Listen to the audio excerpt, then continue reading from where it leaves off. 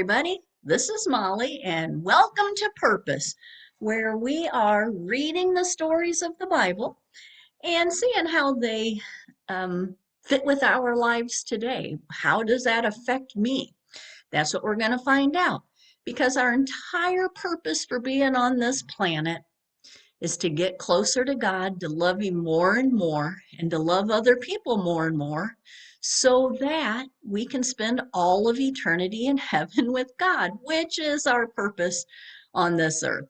And we've been reading through Leviticus, which can be kind of a tough read.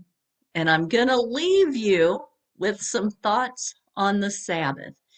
Are you ready to jump down a big, huge, gigantic rabbit hole with me? I've done a lot of reading about the Sabbath. I've read Jewish books about the Sabbath. I've read Christian books about the Sabbath. Nobody agrees. Nobody, no, there are a million different thoughts and ideas on the Sabbath, and everybody's using the Bible to justify theirs. So, what I'm going to talk about today is the world according to Molly. You can agree with this, you cannot agree with this. Use this, don't use this. It's up to you, but it's what works for me. And it's what I found a lot of peace and comfort and satisfaction with. And I hope you do too. So, talking about the Sabbath, pretty much everybody knows that the Sabbath is one of the Ten Commandments. If you go to Exodus chapter 20, that's when Moses got the Ten Commandments. Let me get it pulled up here. And he gave it to the Israelites, the ancient Jewish people. And the first three are all about God. I am the Lord your God. There's only one God, it's me. Don't make any images to other gods. I'm the only God. Don't take my name in vain.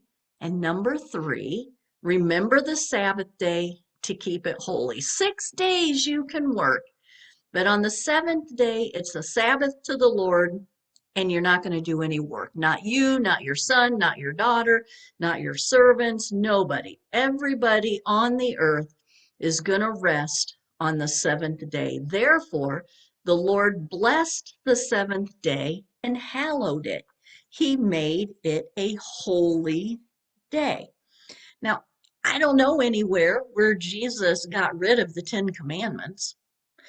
I mean, we still can't be jealous. We still can't take the Lord's name in vain. We still can't kill people. We still need to honor our parents. I don't know of any place that he said, hey, don't worry about the Sabbath anymore. But there are plenty of people who think they find places in the Bible where it does say that, and that's fine. Everybody is entitled to their own opinion. And then we have Exodus chapter 31, verse 12. Let me get my Bible back out. And there it gets a little scarier. There it says, and the Lord said to Moses, say to the sons of Israel, you shall keep my Sabbaths, for this is a sign between me and you throughout your generations, that you can know that I, the Lord, sanctify you. So he's making them a separate people. He's making them holy, he's sanctifying them. You shall keep the Sabbath because it's holy for you. Everyone who profanes it shall be put to death. That's pretty big. Put to death. Whoever does any work on it, that soul shall be cut off from among his people. 6 days shall work be done, but the seventh day is a Sabbath of solemn rest, holy to the Lord. Whoever does any work on the Sabbath day shall be put to death. Therefore, the sons of Israel shall keep the Sabbath, observing the Sabbath throughout their generations as a perpetual covenant. This is a sign forever between me and the sons of Israel, that in 6 days the Lord made heaven and earth, and on the seventh day he rested and was refreshed. Well, this seems pretty big to me, doesn't it? And then in Leviticus, which is where we're leaving off, chapter 23, he says, 6 days shall work be done, but on the seventh day is a Sabbath of solemn rest. A holy convocation, you shall do no work. It's a Sabbath to the Lord in all your dwellings. Hmm. We have to take everything in context. After he said that in Leviticus, it goes on to talk about all the festivals that the Jewish people need to observe, like Passover and the Festival of Booths and the Day of Atonement. Well, we don't celebrate any of those days anymore. Sabbath was right before that. Maybe we shouldn't celebrate the Sabbath anymore, right? I mean, Jewish people still have a Sabbath and they are very strict about it. They have a lot of rules about their Sabbath that they have to follow, and it's on a Saturday. That's when, in Jesus's time, all the apostles would have honored the Sabbath on a Saturday. That's kind of like when they went to church. This is all kind of complicated stuff. I know there's a right answer and a wrong answer. I don't necessarily know what it is, but I know what works for me. Here's what I'm thinking. I'm thinking that Adam and Eve brought sin into the world. They brought death into the world. They didn't die right away when they ate the apple, but now people die. God never intended for human beings to die. It wasn't until we started sinning that our souls got all dirty and we started to die. People died. So we have to die to this world. We are all going to die. Adam and Eve brought sin into the world, and now everybody's going to die. Poor Adam and Eve, they get such a raw deal. It's all your fault. Like, I never would have sinned. It's all Adam and Eve. I would have eaten the apple too. But then Jesus came along. Jesus came into the world. And when he was crucified, he he washed all of our sins away. Now we still have to be accountable individually for what we've done, but collectively as a whole, as a people, he washed away that original sin, and we've been forgiven. Our sins will be forgiven. We just have to apologize to God and truly mean it in our heart and work on doing better and all that kind of stuff that we've already talked about. But here's the big kicker. He didn't just die. He wasn't just crucified. He rose again on the third day and was resurrected. That's the big deal. Jesus beat death. The death that came into the world with Adam and Eve, gone. Now, thanks to Jesus being resurrected, it's not about death. We have life. And that life is going to be in the next world. Sure, we have to die. Everybody is going to die to this world, this sinful world that we're living in. But we're going to move on to the next world. We're going to move on to heaven. This world that we're living in, that we call life, is completely upside down. What we think is important, our work and our friends and our social life and Facebook and social media and all the things that make me happy and give me pleasure, those are the things that don't really matter. What matters is loving God and loving each other, being kind to people, helping people who aren't as fortunate as you, um, getting to know God more, helping other people get to know God more. Because what's important is that next life. When people die, they move on either to heaven or to hell, one or the other. But they're not just gone. It's not like they just disappear. I told you in a few videos back that our son died, and that's why I took a whole year off from doing these videos because, I didn't want to cry my whole way through them. And I was in pretty much a fog for 3 months after he got sick. And well, the whole time he was sick, I was just on a constant adrenaline rush kind of thing where my brain couldn't even think. And then about 3 or 4 months after he died, I was still in a fog. And but anyway, my point is, and you can call me crazy, and I have family members who say that I'm just not facing reality, but I think they're not facing reality. I don't think Jake is dead. I just think he moved on to someplace else. someplace where I can't go yet. He's still very much alive. I don't know if he looks the same or not. I don't know what he's doing, but I know he, Jake, his soul, his spirit is still very much alive. He just moved on to a different place. That's what we need to focus on, getting to that next place. We need to start getting our house ready to move so we can move on to our next place. And our house is our soul. We got to get it all ready. And God gave us a gift in the Sabbath. It is truly a gift, the Sabbath. It's a way to get our house all ready to move on to heaven. It's a way for us to step away from this world, and it's one day where we can think about the next. It's one day where we can just hang out with God and think about Him and take a step back, take a rest from all the craziness of the world, take a break from TV. I don't even watch TV at all on the Sabbath day, on Sunday. I don't watch the news. I don't read the news on my phone. For one day, I can go not knowing what's on the news. And boy, let me tell you, that can be hard sometimes. I don't listen to anything that's about violence. I don't watch anything that's violence. I step away from all the hate and the separation and the anger that seems to be filling the world. And I just concentrate on God. It's when I read the Bible a lot on Sunday. I don't always understand everything I'm reading, but God wants us to read the Bible. He'll tell us whatever we need to know. It's when I take my God walks. My God walks are when I go for a walk. It's a beautiful day out usually, and I just talk to God about all my problems and what I'm thinking. And, I just hang out with Him. And it's a day when we can reconnect with our family and our friends, not a day to gossip with them, but a day to just enjoy them and love them and see how they're doing and all about that.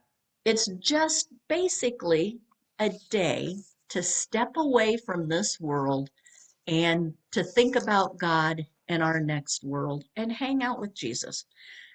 But in order to do all that, we have to turn off the noise of the world. We have to have a little bit of silence. I'm not saying we have to spend the whole day in silence. I'm just saying we need to turn off some of the noise of the world.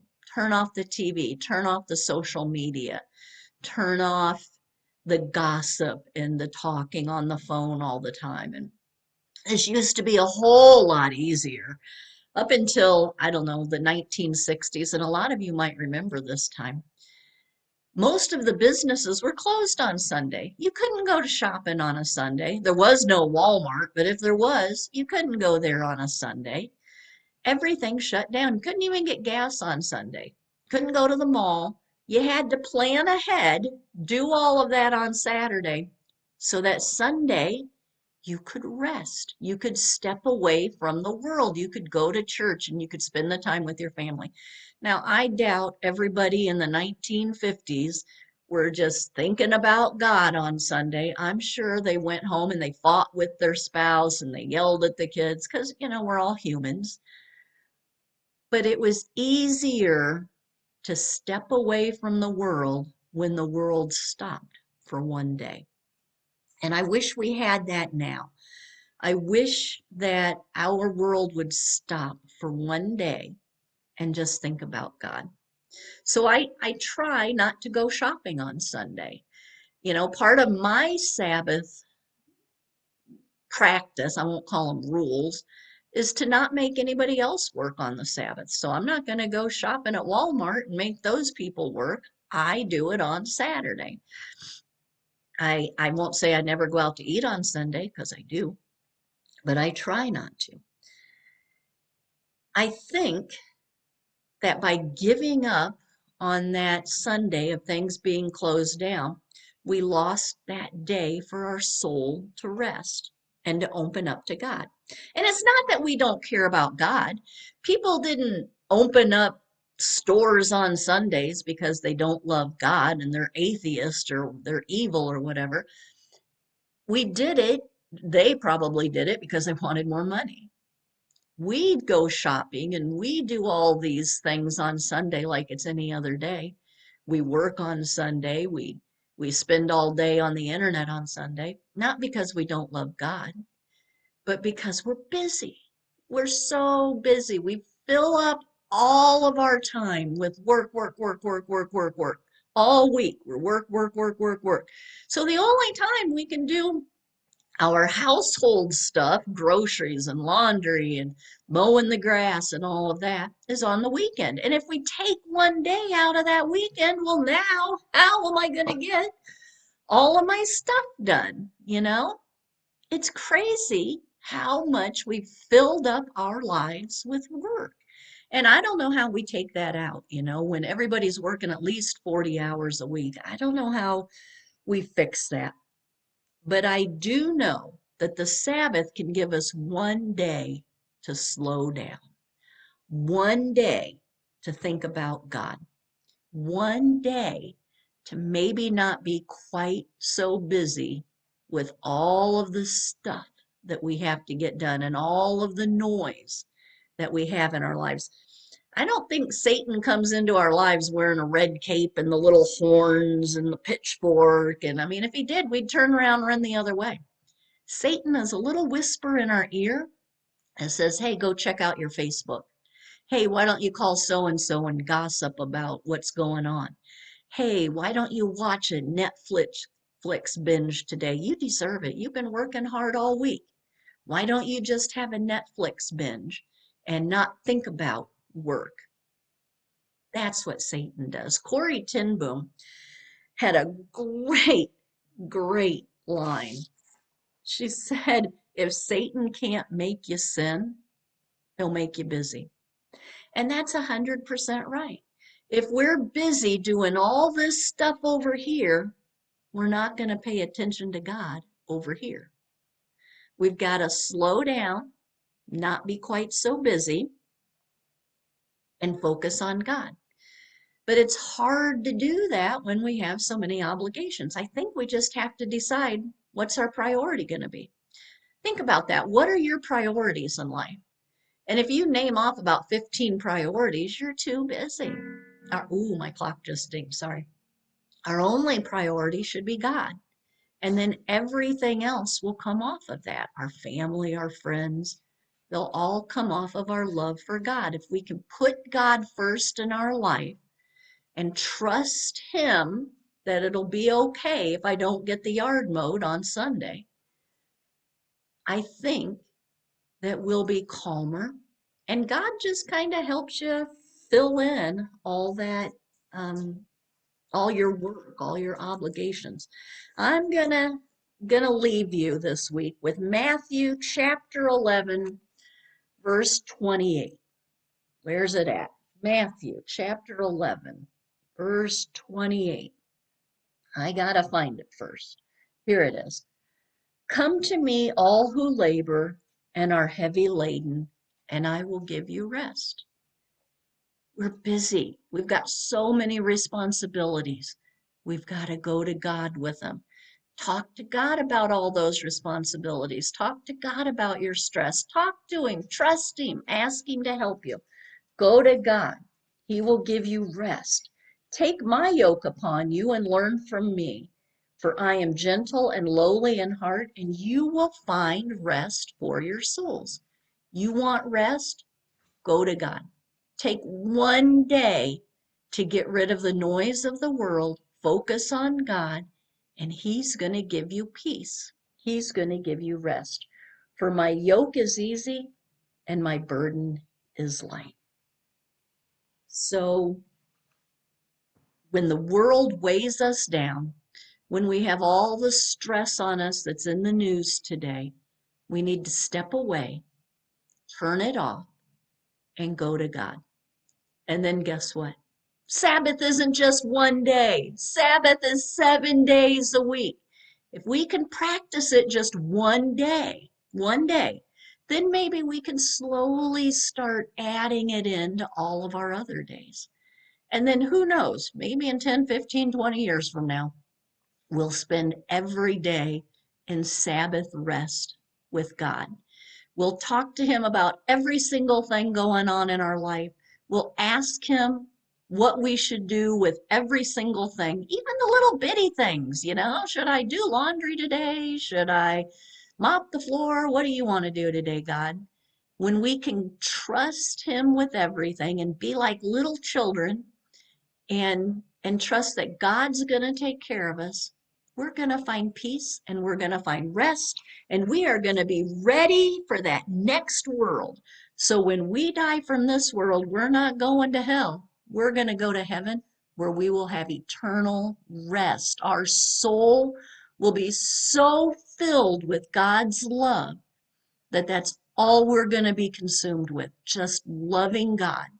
We're going to know a love that is so pure and so deep that all we're going to want is to be hanging around him and to be with him. But we have to start practicing that now here on earth because we can have heaven on earth if we can just figure out a way to have a Sabbath rest every single day. I'm not there yet. I'm working on it. Well, I hope you all have a wonderful day today. I hope you can take some time to step away from all the noise of the world and trust God. And I pray for you every day. I truly do. I don't say that lightly. I pray that God will fill you with his peace and his love and his comfort. I pray that God will empty you of all your worldly noise, fill you with his wisdom and his love so that he can use you however he wants to use you.